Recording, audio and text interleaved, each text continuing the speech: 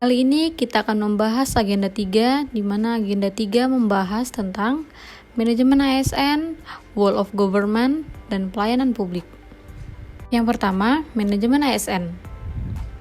Pengertian manajemen ASN.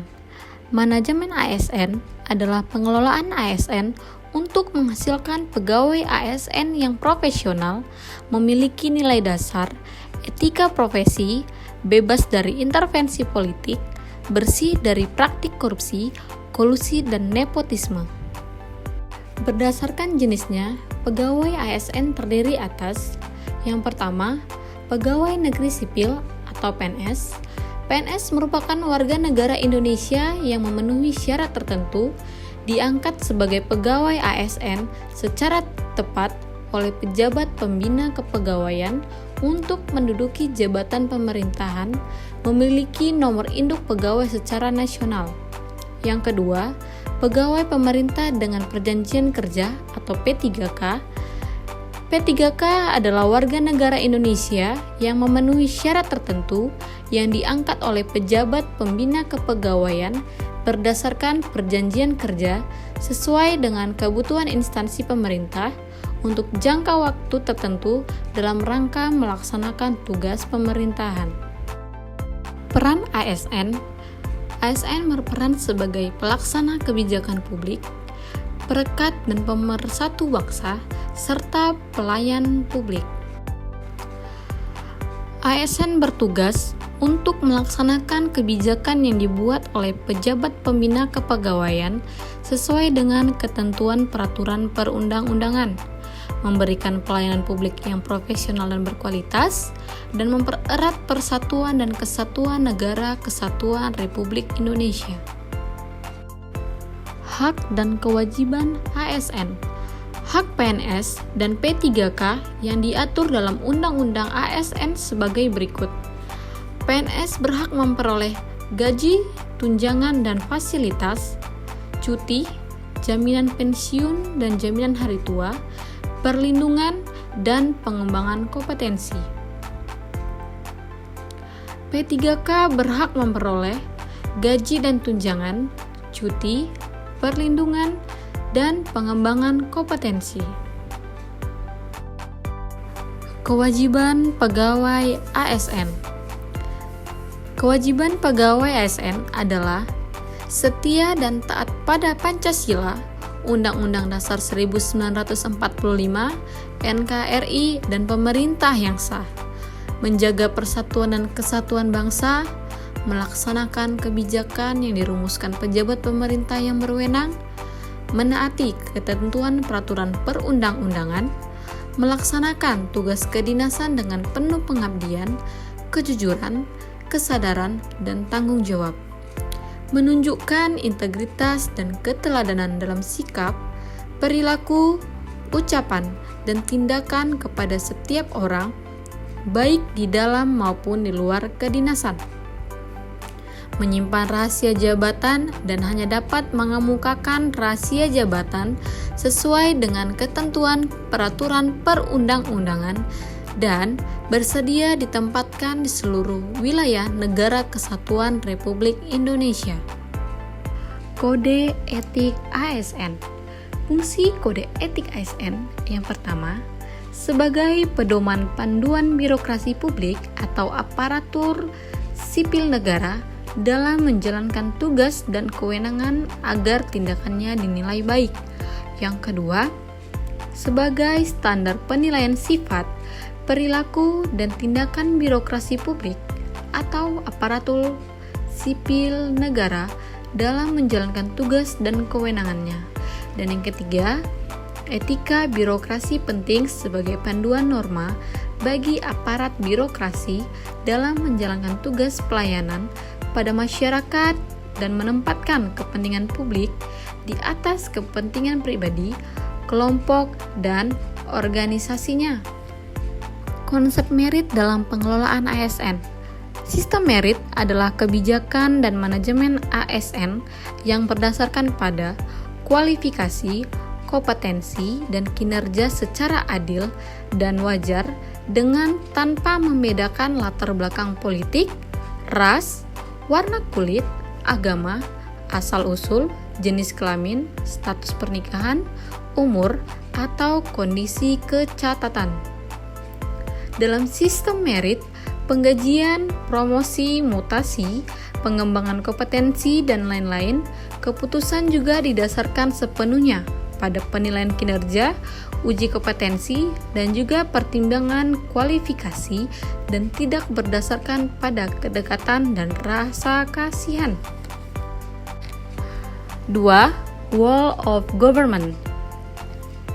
Wall of Government adalah sebuah pendekatan penyelenggaraan pemerintahan yang mengoptimalkan upaya kolaboratif dalam ruang lingkup koordinasi dari keseluruhan sektor dengan maksud untuk mencapai tujuan pembangunan bersama dan pemerintahan yang terintegrasi dalam pemecahan sebuah isu yang muncul.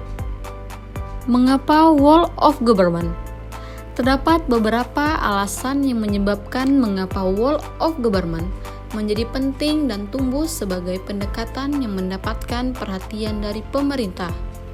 Pertama, adanya faktor-faktor eksternal seperti dorongan publik dalam mewujudkan integrasi kebijakan, program pembangunan dan pelayanan agar tercipta penyelenggaraan pemerintah yang lebih baik. Kedua, terkait faktor-faktor internal dengan adanya fenomena ketimpangan kapasitas sektoral sebagai akibat dari adanya nuansa kompetisi antara sektor dalam pembangunan. Ketiga, khususnya dalam konteks Indonesia, keberagaman latar belakang nilai, budaya, adat istiadat, serta bentuk latar belakang lainnya mendorong adanya potensi disintegrasi bangsa.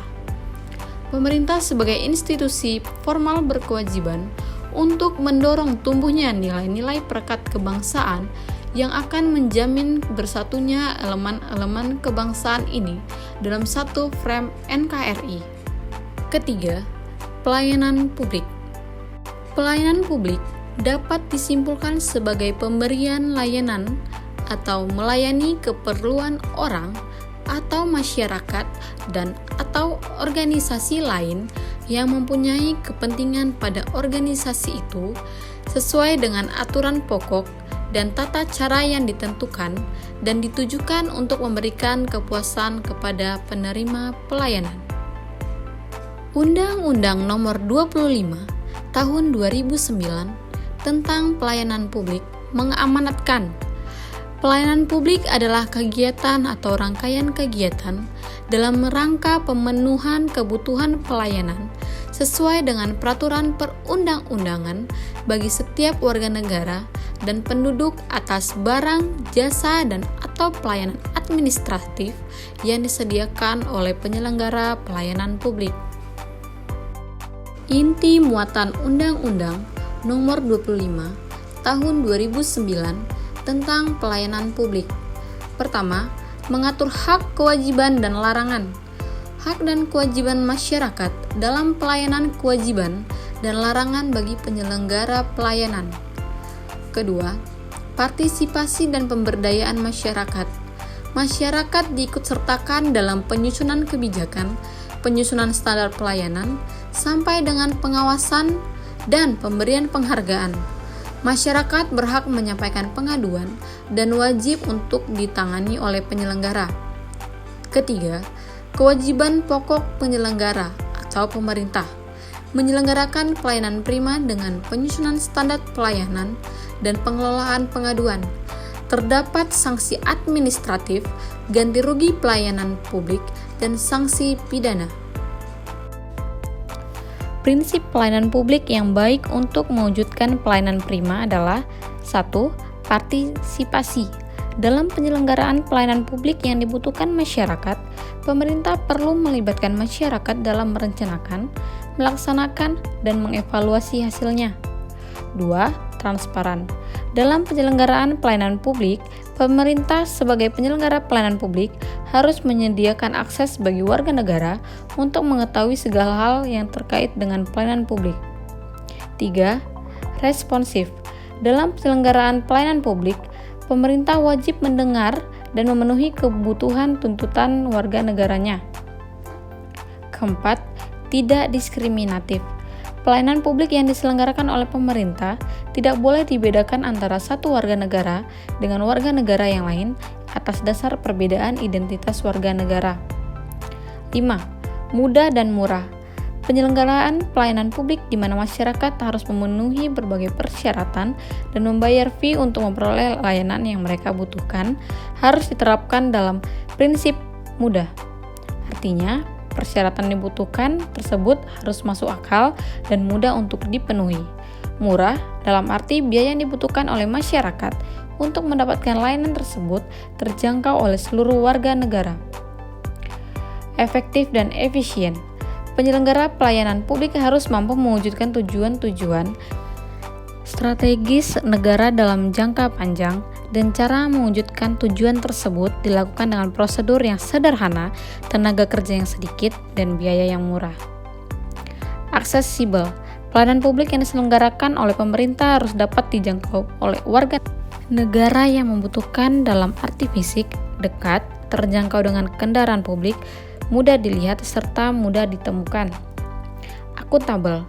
Penyelenggaraan pelayanan publik dilakukan dengan menggunakan fasilitas dan sumber daya manusia yang dibiayai oleh warga negara melalui pajak yang mereka bayar. Berkeadilan. Penyelenggaraan pelayanan publik yang dilakukan oleh pemerintah memiliki berbagai tujuan. Salah satu tujuan yang penting adalah melindungi warga negara dari praktik buruk yang dilakukan oleh warga negara yang lain. Oleh karena itu, penyelenggaraan pelayanan publik harus dapat dijadikan sebagai alat melindungi kelompok rentan dan mampu menghadirkan rasa keadilan bagi kelompok lemah ketika berhadapan dengan kelompok yang kuat.